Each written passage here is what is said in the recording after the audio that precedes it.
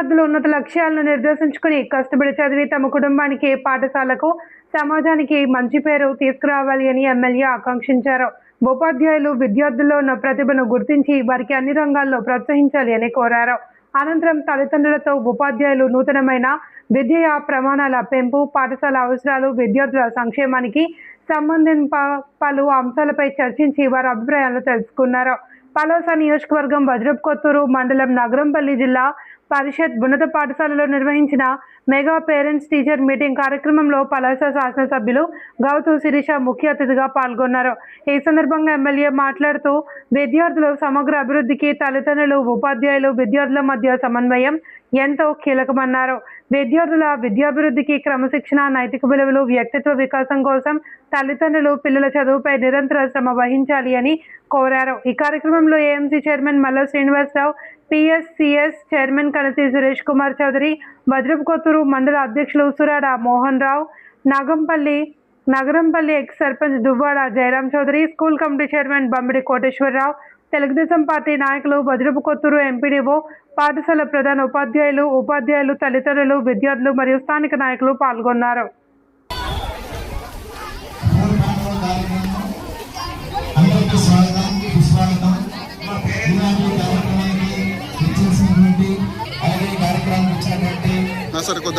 అధికారులు, అనేక పట్టణ అధికారులు, ప్రజాప్రతినిధులు, గ్రామ పెద్దలు, పాత్రికేయులు అందరికి కూడా హృదయపూర్వక స్వాగతం, సుస్వాగతం. సమాజం బాగుండాలి అన్నప్పుడు ఆ సమాజానికి రేపు ఉదయం పౌరులుగా కాబోయే పిల్లల్ని మనం ఎంత జాగ్రత్తగా చూడాలన్నది కూడా మనం ఆలోచించుకోవాలి. ఈరోజు మాతృదేవో భవ, పితృదేవో భవ, ఆచార్య దేవో భవ, ఈ ముగ్గురికి దేవుడితో సమానంగా ఈరోజు మన పెద్దలు వాళ్ళకి స్థానం కల్పించారు. ఎందుకంటే చిన్న పిల్లల నుంచి తల్లిదండ్రులు ఎలా అయితే మా పిల్లలు బాగా చదువుకోవాలి, బాగా ఎదగాలి, ఉన్నత స్థానానికి రావాలనుకుంటారో, తనతో రక్త సంబంధం లేకపోయినా తన చదువు చెప్పే ప్రతి విద్యార్థి కూడా మంచి స్థానంలో ఉంటే తల్లిదండ్రులతో సమానంగా ఆనందించి సంతోషించే ఏకైక వ్యక్తి మనకి చదువు చెప్పే గురువు. అందుకనే ఆయనకి ఆ స్థానం కల్పించారు. ఈరోజు లోకేష్ గారు 2024లోని కూటమి ప్రభుత్వం వచ్చాక చాలామంది అనుకున్నారు ఆయన ముఖ్యమంత్రి గారి అబ్బాయి ఏ రెవెన్యూ శాఖ, హోంశాఖ తీసుకుంటారని. మాతో సహా అందరూ అనుకున్నాం. కానీ ఆయన విద్యాశాఖ తీసుకున్నప్పుడు అందరూ ఆశ్చర్యపోయారు, ఎందుకని ఎడ్యుకేషన్ డిపార్ట్మెంట్ తీసుకున్నారా అని. కానీ ఆయన దూరాలోచన అంటే ఏ visionary son of A visionary father. తండ్రి ఎలాగైతే దూరాలోచన చేశారో, రేపు సమాజం బాగుండాలి, అన్నీ బాగుండాలి, రాష్ట్రం బాగుండాలంటే రాష్ట్రంలో పౌరులుగా ఎదుగుతున్న విద్యార్థి స్థాయి నుంచి పిల్లల్ని సరైన దారిలో పెడితేనే రేపు రాష్ట్రం ఆటోమేటిక్గా బాగుంటుందని ఆలోచించి ఈరోజు చాలామంది ఆయన రాగానే చేసిన సంస్కరణ చూసి ఎందుకు ఇలాగ స్కూల్ను మారుస్తున్నారు అన్నారు. కానీ ఆయన ఆలోచన నిజంగా హ్యాట్స్ ఆఫ్ అండి. ఈరోజు డొక్కా సీతమ్మ గారి మధ్యాహ్న భోజన పథకం ద్వారా చక్కటి బియ్యంతో ప్రతి ఒక్కరు, అంటే మనందరం మాట్లాడుతుంటాం ప్రోటీన్ ఫుడ్ తినాలి, ఆ ఫుడ్ తినాలని, వాటన్నిటినీ సమీకరించి పిల్లలు ముందు వాళ్ళకి బలమైన ఆహారం అందిస్తేనే, బలమైన ఆహారం అందిస్తేనే వాళ్ళు చక్కగా పెరుగుతారు, వారి మెదడు బాగుంటుందని చెప్పి ఆహారం దగ్గర నుండి అనేక కార్యక్రమాలు ఇప్పుడు ప్రధానోపాధ్యాయులు చెప్పారు. చాగంటి గారి ప్రవచనాలు అంటే ఏది మంచి ఏది చెడు తెలుసుకుని రేపు ఉదయం వీళ్ళంటే స్కూల్ స్థాయి నుంచి కాలేజ్ స్థాయికి వెళ్ళేటప్పటికే వాళ్ళ వ్యక్తిత్వం ఏర్పడుతుంది. ఆ వ్యక్తిత్వం ఏర్పడడానికి కావలసిన చాగంటి గారి ప్రవచనాలు కానీ, అలాగే మన రాజ్యాంగం. నేను తెలుగు మీడియంలోనే చదువుకున్నానమ్మా.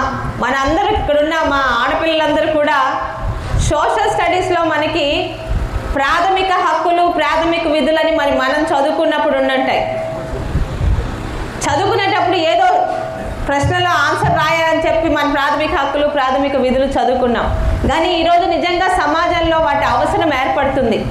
మనకున్న హక్కులేంటి, మన హక్కులు ఎవరు ఇబ్బంది పెట్టకుండా మన హక్కుతో మనకు మాట్లాడే హక్కు ఉంది, వాక్ స్వాతంత్రం ఉంది, ఏదన్నా మన ముందు ఒక తప్పు జరుగుతుంటే వాదించే హక్కు ఉందని ఎలా నేర్పించారో మనకి కొన్ని విధులు కూడా ఇచ్చారు వాళ్ళు.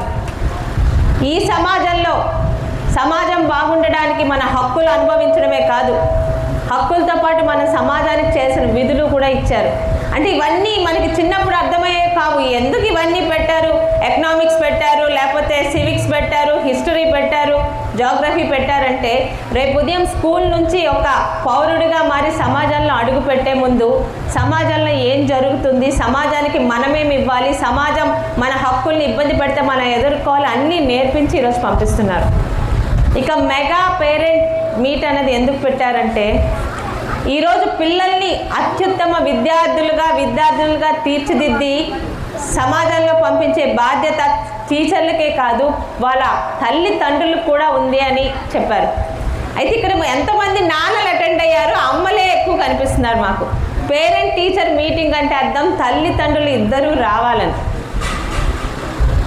ఇప్పటి నుంచే మామూలుగా అంటారు చూడండి, మొక్కై వందంది మానై వంగదు అని. ఈ స్థాయి నుంచే వాళ్ళల్లో ఒక మంచి అలవాట్లు, సమాజం పట్ల ఒక మంచి దృక్పథం ఏర్పరచాలంటే టీచర్కి ఎంత, ఒక గురువుకి ఎంత బాధ్యత ఉందో మా అమ్మ నాన్నలకు కూడా అంతే బాధ్యత ఉంది. ఎందుకని చెప్తున్నానంటే మరి ఈ కాలంలో మీ అందరూ సోషల్ మీడియా చేస్తున్నారు, ఈవెన్ ఫోన్లు పుణ్యమాని మన పిల్లలకు కూడా ఏమేమి జరిగిపోతుందో ఎక్కడేం జరుగుతుందో తెలుస్తుంది. పిల్లలు అన్నాక తప్పు చేస్తారు, తప్పు చేయని పిల్లలు చాలా అరుదుగా ఉంటారు. ఆ తప్పు చేసావు, నువ్వు చేసిన తప్పు వల్ల పలానా వాళ్ళకి ఇబ్బంది కలిగింది, మళ్ళీ ఆ తప్పు చేయకుండా చూసుకునే బాధ్యత తల్లిదండ్రులకే ఉంది. ఈరోజు చాలామంది, ఎందుకంటే వీళ్ళు ఎదుగుతున్న పిల్లలే ఈరోజు ప్రతిదీ పబ్లిక్గానే మాట్లాడుతున్నాం, అందుకని ఈ విషయం చెప్పడానికి నేనేమి ఇబ్బంది పడట్లేదు, సిగ్గుపడట్లేదు. రోజు చూస్తుంటే ఆడపిల్లల మీద అఘాత్యాలు.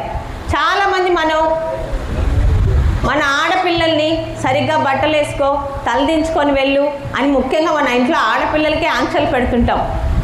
కానీ అదే ఆడపిల్లల పట్ల ఇబ్బందిగా ప్రవర్తిస్తున్న అబ్బాయిలకు కూడా ప్రతి తల్లి చెప్పాలి, మీ ఇంట్లో నీ చెల్లిని, నీ తల్లిని ఎంత జాగ్రత్తగా చూస్తున్నావో, ఎంత గౌరవంగా చూస్తున్నావో, రోడ్డు మీద ఉన్న ప్రతి ఆడపిల్లని కూడా నువ్వు అదే జాగ్రత్తగా చూడాలని ఒక కొడుకుని కూడా తీర్చిదిద్దడంలో తల్లి పాత్ర ఖచ్చితంగా ఉంది. పిల్లలు ఇది భయపడకుండా చెప్పగలిగే స్వతంత్రం మన పిల్లలకి మనం చిన్నప్పటి నుంచి ఆ ర్యాపో మెయింటైన్ చేయాలి. అమ్మో మా నాన్న కొడతాడు, అమ్మో ఈ తప్పు చేశాను మా అమ్మకి తెలిస్తే కొడతాది కాదు, తప్పు చేయొచ్చు, ఆ తప్పు మళ్ళీ రిపీట్ కాకుండా చూసుకోవాల్సిన బాధ్యత మాది. వాళ్ళ అమ్మ ఇలా జరిగిపోయిందని అమ్మకి నాన్నకి కనీసం తల్లిదండ్రుల్లో ఎవరో ఒక్కరితోనన్నా పిల్లకి ఆ ఫ్రీడమ్ ఉండాలి. నేను ఈ రాజకీయంలోకి వచ్చినప్పుడు ప్రజా జీవితంలో మా పాప 3వ క్లాసు, మా అబ్బాయి 8వ క్లాసు. ఈరోజు మా పాప డిగ్రీ ఫైనల్ ఇయర్లో ఉంది, మా అబ్బాయి చదువు పూర్తి చేసుకున్నాడు. ఎక్కడున్నా రోజుకొకసారి ఫోన్ చేసి వాళ్ళు ఎలా ఉన్నారు కనుక్కుంటాను. అలాగే పిల్లల్ని చూస్తే తల్లిదండ్రులు, ముఖ్యంగా తల్లికి అర్థమవుతుంది ఈరోజు మా అబ్బాయి ఏంటో మూడీగా ఉన్నాడు, మా అమ్మాయి ఏంటో సరిగ్గా రోజులాగా లేదు.